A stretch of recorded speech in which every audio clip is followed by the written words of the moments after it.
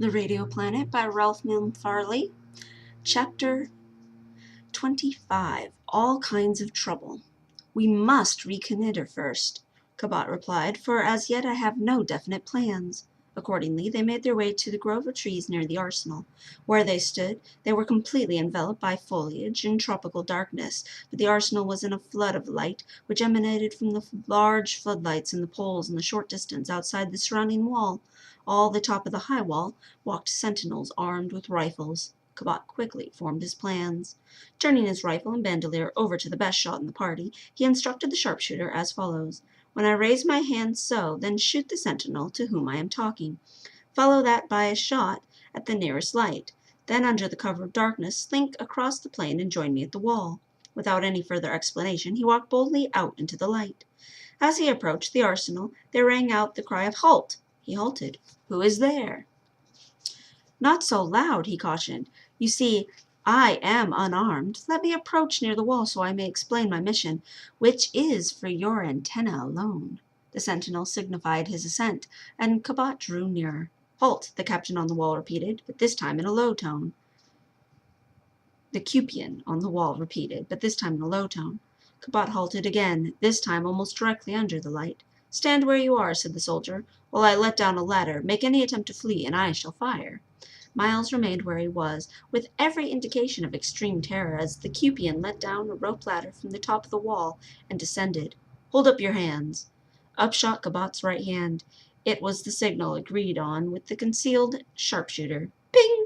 The sentinel dropped to the ground without a sound. Ping! The light went out. Hastily, the Earthman exchanged his white toga for the black toga of his fallen enemy, and picked up the latter's rifle and cartridge belt. It felt good to have a real shaped rifle in his hands, once more in the place of the buttless firearms that the ants used. Just then a voice hailed him from the top of the wall. "What's the trouble?" Out of the dim twilight below, Miles called back. "I shot a sutler, and just as I was about to search his body, the light went out. Have you your flashlight with you?" "Yes." "Then come down and help me search." The second sentinel, eager for a taste of the sutler's food after weeks of garrison rations, started to scramble down the rope ladder, but as he neared the ground, Cabot stepped to the side and put a single bullet through his brain. Out of the semi-darkness around him there arose 7 forms. They were Ba-Tiden and the 6 Cupian marksmen from the hills. Ba-Tiden started to change clothes with the fallen guard, but Cabot stopped him, saying, "No, your limp would give you away. Let one of the others assume the personality of this sentry." One of the others made the exchange. Then said the leader, "2 of the posts of the guard are now clear. Do you, marksman, ascend the ladder and walk this beat, impersonating Yuri's guardsmen." The man did so, while those below cowered close to the wall. Soon Cabot heard a shot to the extreme right of the beat. Then a voice from above called softly, "One less guard, O Cabot. 3 sections of the wall are now cleared. I have a body up here." Miles and one of the sharpshooters mounted the parapet. Soon they all 3 were walking the post with the precision of an old wartime practice, while the other 5 members of the party clung to the rope ladder under the shadow of the wall. Cabot himself walked to the lefternmost post, and took pains never to meet the adjoining sentry. Thus nearly half the part of time passed. Finally, an officer with a squad approached along the top of the wall to the left. Cabot promptly crowded to the extreme right-hand end of his beat, and then cautioned his own adjoining sentinel to remain close at hand. As the squad drew near, he sang out, "Halt!" The squad halted. "Who is there?" the Earthman demanded. "Relief." "Advance 1 and be recognized." The officer stepped forward. "Advance relief." The officer brought the relief forward, halted it again, and then called out, "Number 4." Thereat one of the squad stepped from the ranks at port arms. Cabot himself came to port in unison. At this point the routine ended. Tilting his gun slightly from its position, Miles suddenly fired 2 shots, and the officer in the new number 4 sank down upon the parapet. Instantly the whole squad was in confusion, but before they could rise and raise their rifles to reply, Miles and his companions riddled them with bullets. One of them, more quick-thinking than the rest, dropped prone out of being hit, and then cautiously drew a bead on Miles Cabot, who, seeing his enemies all down, had just paused to breathe. Neither he nor the companion saw the hostile move, and Miles' other man was walking his post far to the right in a military manner, so as to attract no attention from the guardsmen further on. Everything was all set for tragedy, which would forever put an end to the hope of the redemption of Cupia from the renegade Yuri and his bee allies. But just as the soldier was about to pull the trigger, a brawny arm slipped across his throat and yanked him backwards so that his gum went off in the air. It was Ba-Taden, who had crawled to the top of the wall in the rear of the squad. A shot from Kabat's companion promptly put an end to this last enemy. The 7 conspirators searched the bodies and equipped themselves, Kabat pinning on the insignia of the officer. There were 8 bodies, but there had undoubtedly fallen some from the wall in the struggle. No time could be spared to hunt for these, and 8 was more than enough for present purposes. Miles formed his men into ranks, counted them off, faced them to the right, and proceeded along the parapet, picking up his one already posted man as he went. Number 6 was relieved in true military form.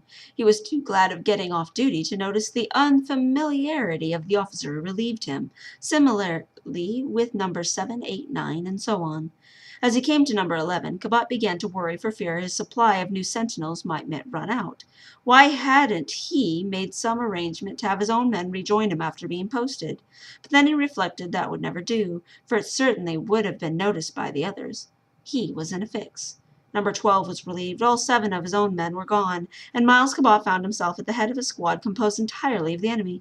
What could he do at Number 13?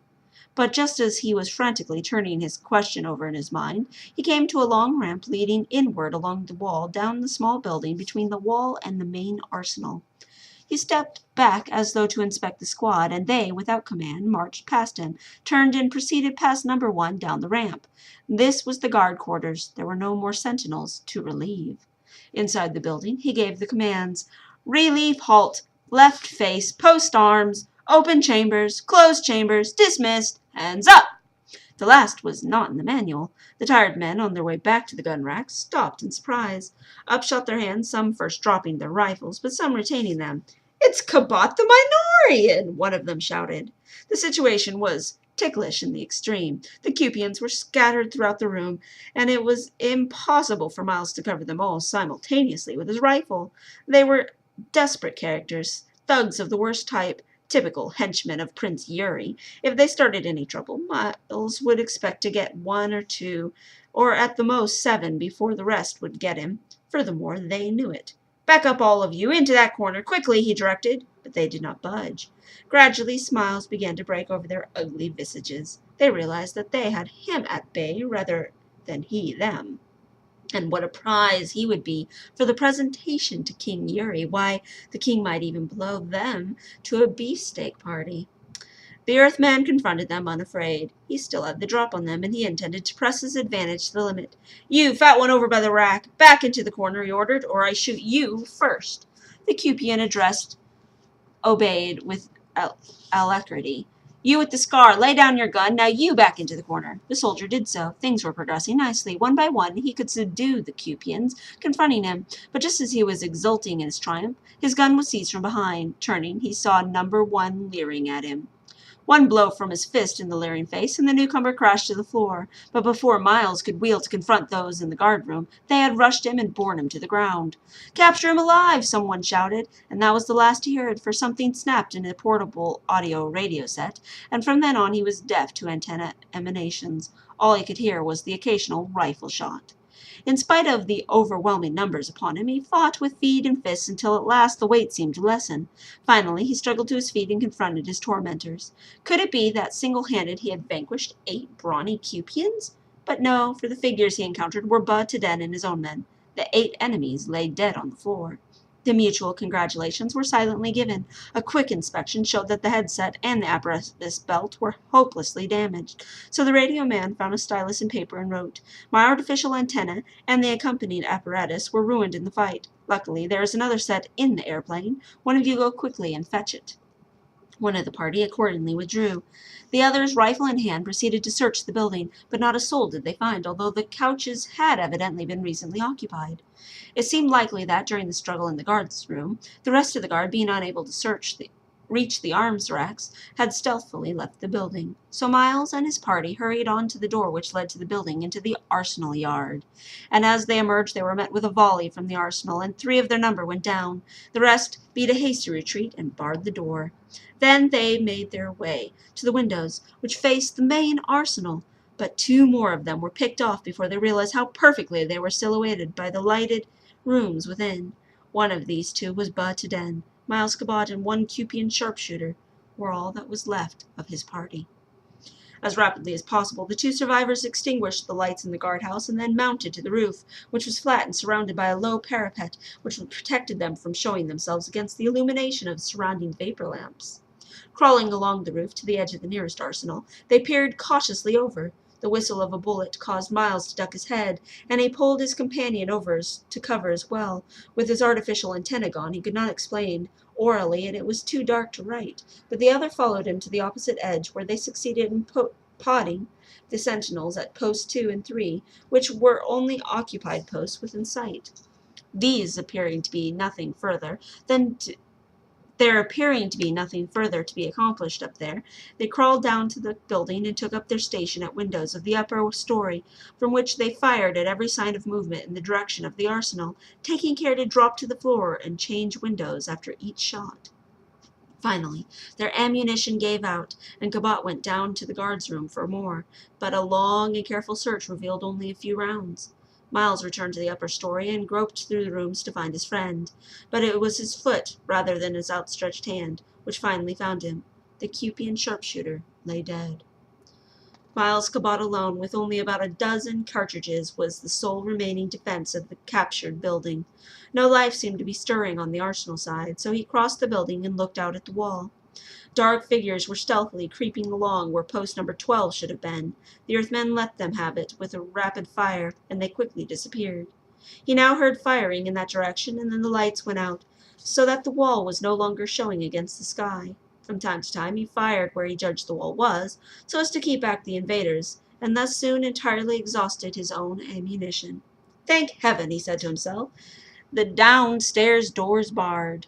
But as he said it, he realized that he had omitted to bar the door which opened toward the wall, and even as he realized this, there came a rush of many feet down the ramp which led from the wall to this door.